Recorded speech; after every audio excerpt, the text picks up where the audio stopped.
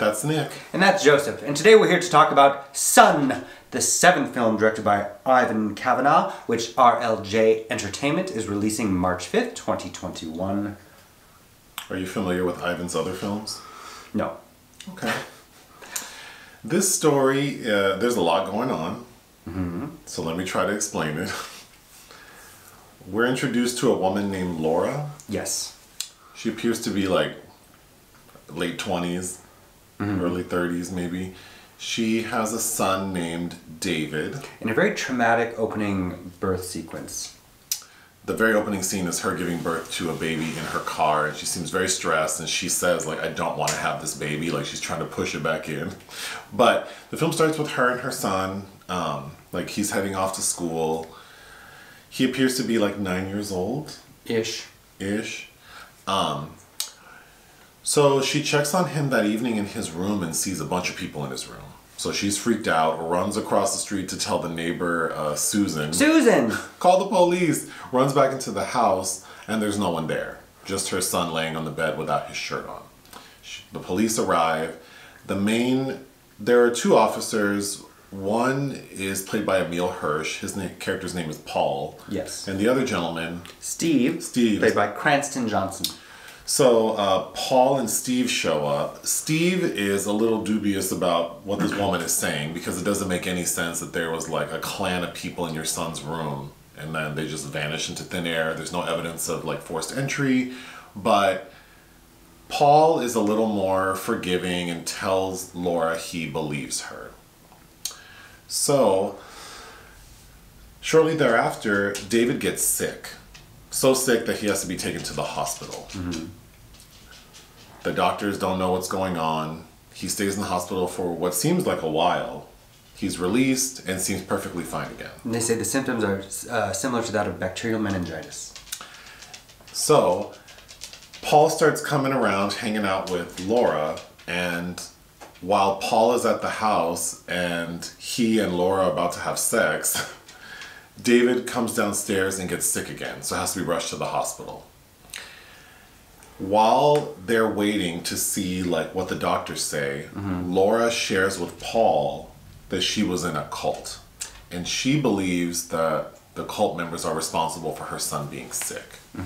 It's also that evening at the hospital that Laura overhears the doctor, who's just out in the hallway talking, that... HIPAA! Yeah, HIPAA violation, that there are people downstairs waiting to take the boy, and as soon as the mom goes to sleep, they're going to take him.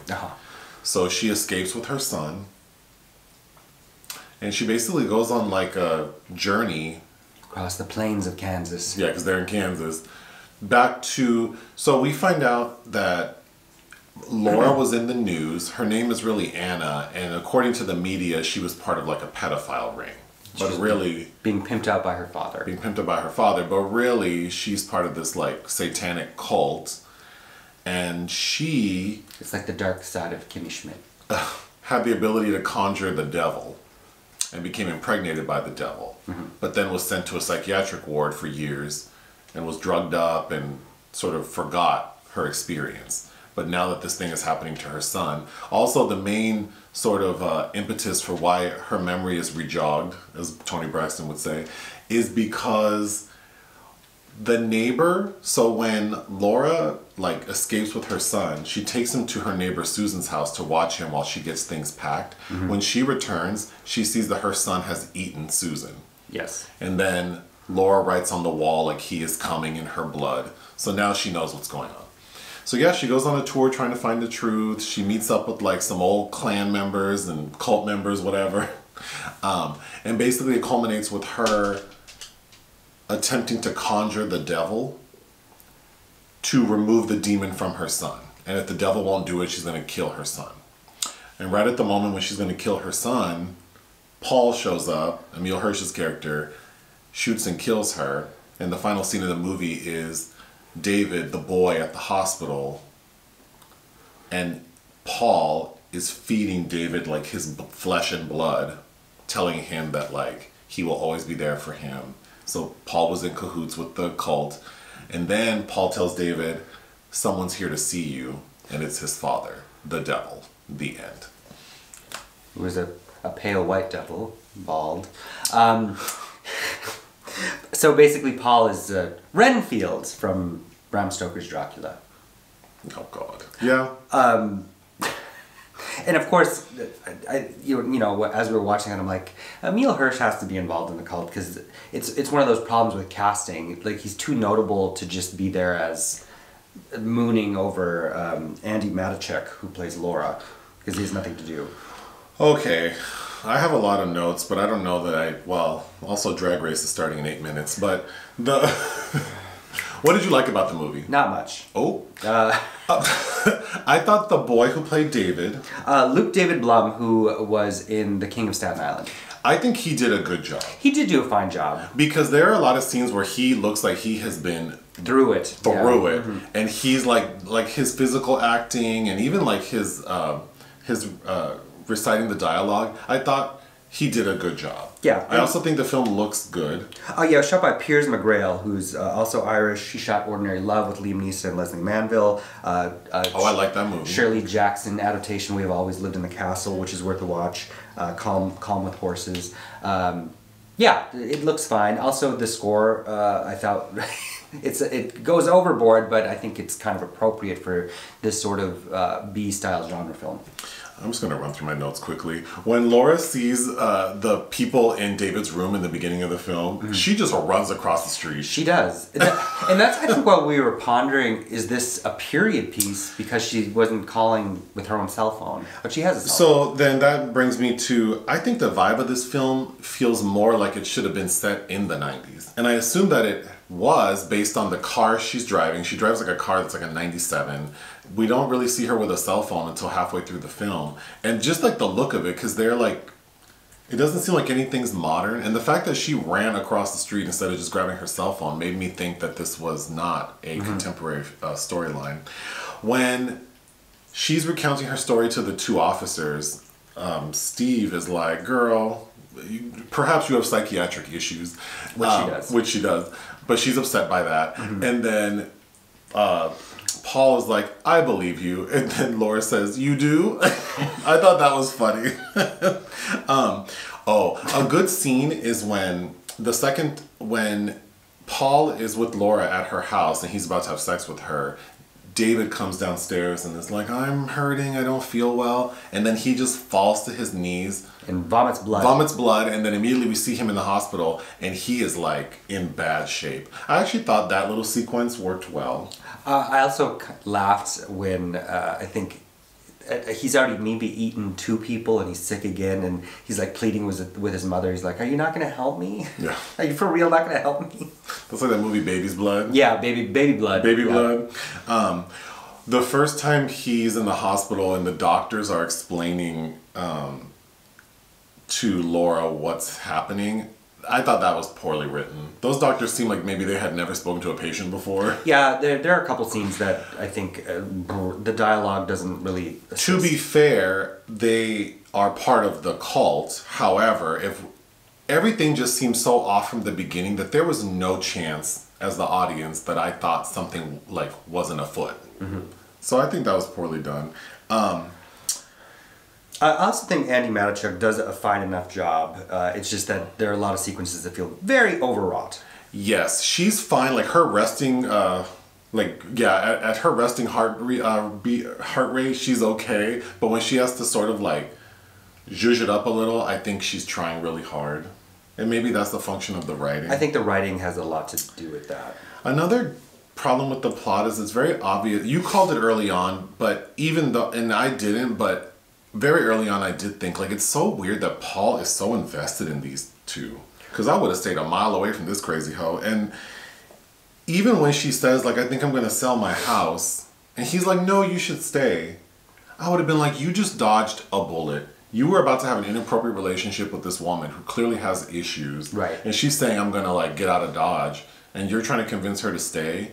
That just, I feel like that was a bad move. I also am just getting very tired of these films about the children of Satan.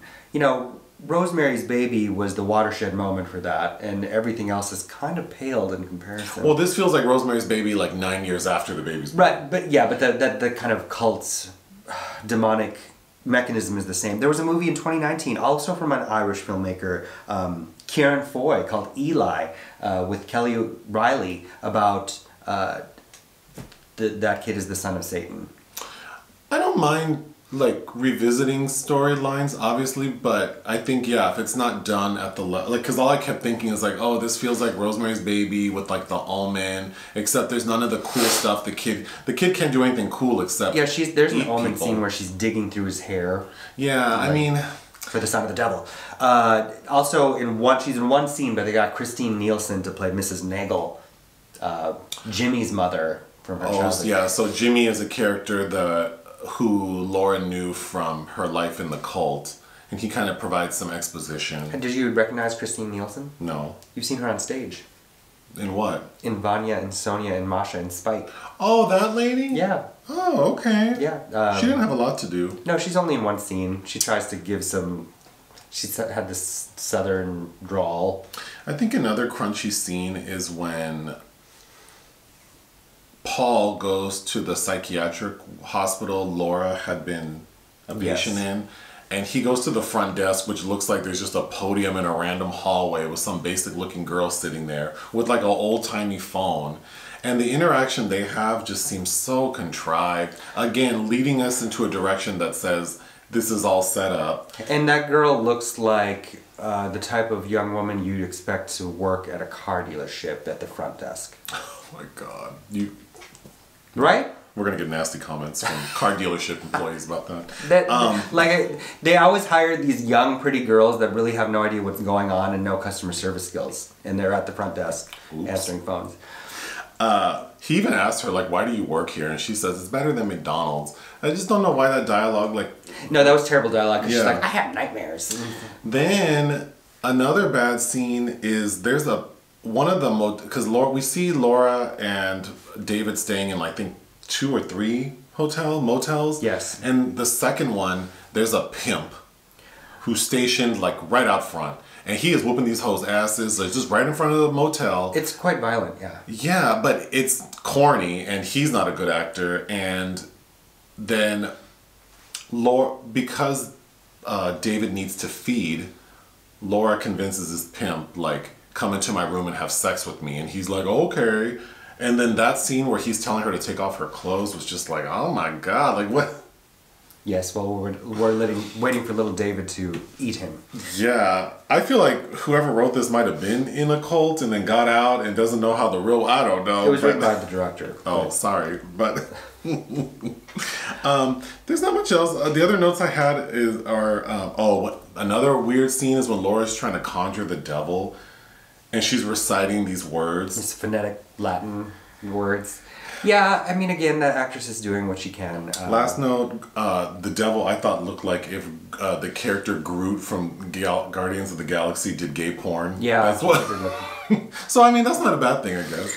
No, my one wish is I think this film could have been a black comedy. You could have called it Sunny, and you could have used the Boney M song in the end credits, and then that would have given me... Okay. No? What would you give this movie? 1.5 out of 5. I would give it 1.5 out of 5 as well. Thank you. Bye.